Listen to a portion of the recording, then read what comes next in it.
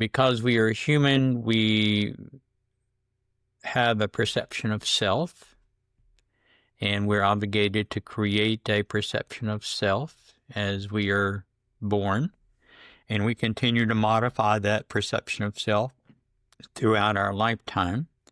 And that self is the lens that perception of self is the lens that we use to interpret our experiences, and that we view the world and how we view the world. And at some point in our lives, hopefully we come to the realization that the perception of self that we have created is not working. It's not fulfilling our need for greater happiness. Welcome back to Relatable Wisdom, the podcast where everyday people share the quotes that have shaped their lives, inviting us all to reflect and grow together. Today we're joined by Dean Graves, a compassionate meditation teacher and mental health counselor with over 20 years of experience. Dean's journey into mindfulness began later in life, leading him to profound insights that he now shares with others, helping them navigate their own paths to self-awareness and healing. Let's take a moment to step into Dean's world and explore the wisdom that has inspired him. Tell us your name and your favorite quote. Okay, my name is Dean Graves, and I didn't hear the other half of the other thing that you wanted. Your favorite quote. My favorite quote? Yeah. Be the change that you would like to see in the world. Be the change you'd like to see in the world. Whose quote is that? Mahatma Gandhi. Oh. And how long have you known this quote? How long have I known it? Known it for 50 years. I've practiced it probably for 25 years. Wow. What does it mean when you be the change you want to see the world? What does it mean in layman terms? Well, we because we are human, we have a perception of self, and we're obligated to create a perception of self as we are born, and we continue to modify that perception of self throughout our lifetime. And that self is the lens that perception of self is the lens that we use to interpret our experiences, and that we view the world and how we view the world. And at some point in our lives, hopefully we come to the realization that the perception of self that we have created is not working. It's not fulfilling our need for greater happiness. And so we begin at that point, hopefully, to undertake the task of exploring ourselves. And in the process of exploring ourselves, we begin to refine our lens that we're using to interpret our experiences, and we recognize the stresses of life in a different way. And instead of trying to change the world to conform to our perception of self, we realize that the only thing that we can change is ourselves. And so as we have that realization, and as we undertake that task of refining ourselves and changing ourselves to be more like what we are evolving to become, then we have different ambitions for the world and for ourselves. And so as we change ourselves and we begin to become a model for others to emulate, that we of what we would like the world to be like, and hopefully provide examples for others by virtue of the work that we have undertaken to essentially heal ourselves from distortions of perception of self. And consequently, the plan is, the design is to create a better world for everyone. Earlier on, when you were introducing the quote, you did make mention of the fact that you've practiced this for over 25 years. And what I would want and I would love for you to do is give us 5 specific instances over the past 25 years where you've practiced these quotes. Well, for roughly the past 25 years, I've practiced it. Up until that time, I did as most people do, that have created a hierophant or a perception of self that is erroneous. It's a false perception of self that we create. And while we maintain that perspective, unconsciousness, then we perpetually try to change the world to conform to our perception of right, wrong, of self, until we realize that we are the only thing that we can change. And when we undertake that process of changing ourselves, then our perceptions of who we are and our role, our purpose, our function, right, wrong, things of that nature, transform. And that's when I say that we become the model for others to follow as we heal from our false perceptions of self and become more in tune with our authentic self, which is always there. It's not something that we gain. It's just the process of getting rid of the false perceptions of self, the beliefs that we have accepted as who we are, mostly by osmosis. We didn't rationally, logically think about every belief about ourselves that we have incorporated into this false perception of self. We got it from parents, friends, society, all the sources of this information, until we have that awakening and we begin to go through the process of surrendering these beliefs that are not providing us with greater happiness. Yeah. Okay. Thank you for that. Could you, I know be the change, what you've said so far is like it's a turning point. You're like, oh yeah, I'm going to be the change. But sometimes day to day, like week to week, month to month, sometimes in certain instances, we just decide to be the change, right? Where you like, I'll give an example. Let's say it could be in the workplace. Oh, this is the thing I want to do. This is how I want everyone around me, to the approach I want them to have towards life, how I want them to behave and stuff like that. And yeah, instead of trying to make them say, oh, you have to have this good attitude towards life, you say, okay, yeah, I'm going to have this attitude. I'm going to behave this way.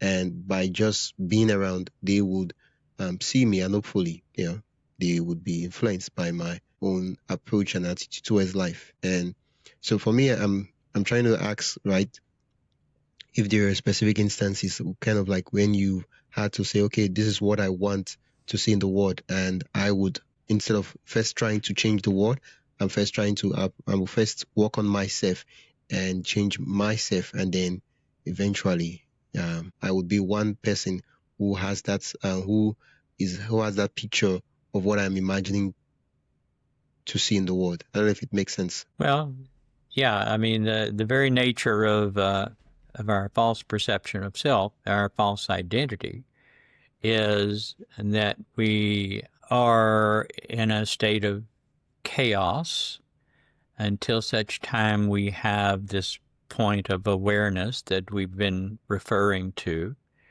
And the beginning of that awareness is that all the stuff that I've been doing, all the beliefs that I have accumulated about what I need in order to experience greater happiness, is not successful. It's not bringing me greater happiness. It may be bringing me success by the defines that we have had established for success, but the underlying predicament is that even with these perceived successes, we're not getting happier.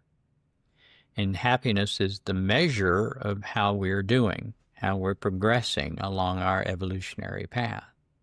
And so our desire, whether we are consciously aware of it or not, is to be happier and to move along enlightenment path, which concludes with a condition of being defined as bliss. Bliss is nothing more than perfect happiness. Bliss is the absence of stress. And so the process of healing is the process of surrendering these beliefs, and in the process surrendering the frequency of our experience of stress. And as we do that, then happiness fills the void where the stress used to be. And so consequently, happiness is not something that you get. It's not something that somebody can give you. It's something that you allow to enter into your awareness, and you allow yourself to live in a condition of greater happiness because your stress has been reduced. Yeah. Oh, thank you. Thank you so much. Now, when we say, taking me back to the quote is, be the change you want to see in the world. And for me, the question I want to ask right now is, why is it that because I think that advice is coming out of a place that, most persons want a change. They want to see a change in the world, but they're not trying to be that change. Why is it that most people don't do that? Like, it sounds, when you hear the quote, it sounds like common sense that, yeah, you're supposed to be the change before you're supposed to change yourself before you change the world. Why is it not common yet? Even though it's common, like, it makes sense that should be the approach. But why is it not common? Why do people want the world to change, but they're not willing to change themselves? Well, primarily because of lack of awareness. They've not overcome the initial condition of unconsciousness, which we all begin a life in the condition of unconsciousness. And so consequently, that lack of awareness keeps us in the Greek philosophers. In a Greek fable was a story about a Greek king by the name of Sisyphus. And Sisyphus angered Zeus, and Zeus forever required Sisyphus to push a great stone up the hill, and at the end of the day, the stone would roll down to the bottom of the hill, and Sisyphus is tasked with pushing the stone up the hill all day long, knowing that it's going to roll back down to the bottom of the hill, and he's going to have to do the same thing the next day. Yeah. And that is how most people live their lives. Their expectation is to awaken tomorrow morning, and through whatever work that they've chosen to do, they push the stone up the hill, knowing that stone is going to roll back down, and they are going to be obligated to push that stone up the hill again.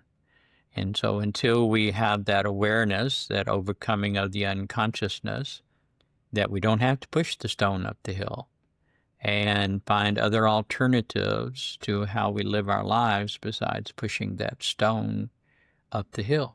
What would you say? We remain unconscious. What would you say that stone symbolize in normal life? What does that stone symbolize? What does it represent? Well, you can describe it as dogma. You can describe it as a lack of awareness of our role in the world and the role in creation. It's a lack of understanding of what our real ambition is, what our real motivation is, and we don't look beyond our current circumstances in order to see what other alternatives are out there. Finding the alternative is not difficult. We are prescribed to do what we like. And if we do what we like, then we will become proficient at doing what we like.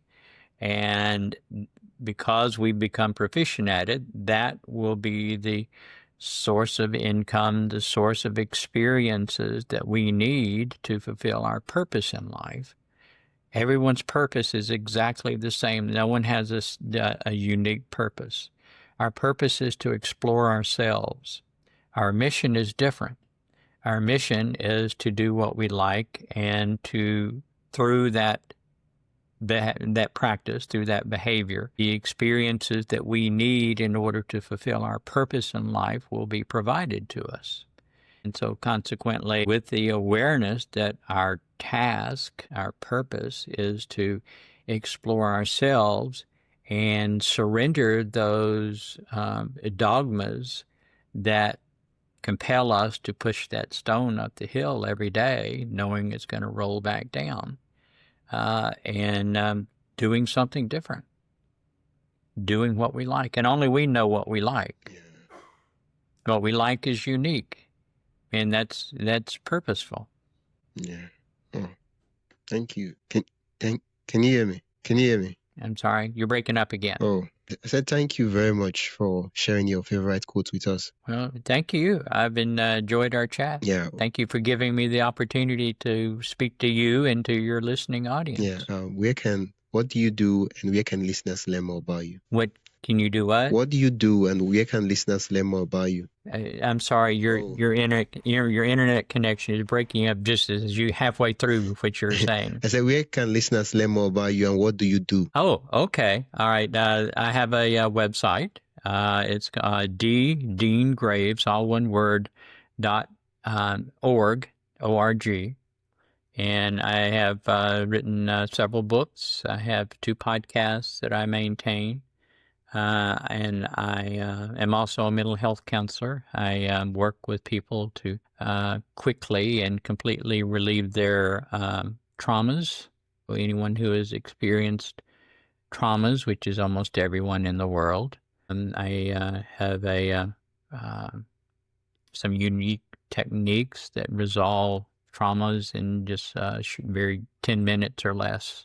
So all of that is accessible, and I can do this anywhere in the world. I have clients all over the world, so they can contact me. They can find out more about me. They can make reference to the books and to the podcasts, which are available on all the major podcast hosts. Yeah. Yeah, I love for you to mention the names of the books or the podcast, just in case people decide to say, "Oh, I'm just going to check out the podcast or maybe check out the book." Okay. Yeah. Well, have the 2 podcasts. One is called Simple Enlightenment. The other podcast is called Chatting with the Arcturians, and it's a conversation that I have regularly with some extraterrestrials. I have 4 books. One, Simple Enlightenment, Plain and Simple, a book that is proven to be most helpful people healing from traumas, is The Identity Model, which explains in much greater detail what we were discussing this evening. Edifying Children of a Lesser God, answers to existential questions. And my most recent book is The Enigma of Consciousness, a spiritual exploration of humanity's relationship to creation. And all of those are available on Amazon, and they're available through bookstores too, but they're cheaper on Amazon.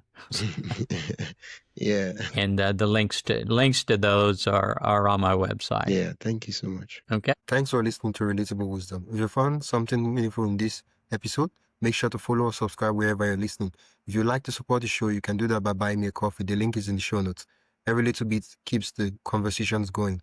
I'm your host, Wisdom Okonkwo, and I will see you in the next one. Until then, stay curious, stay inspired, and keep growing.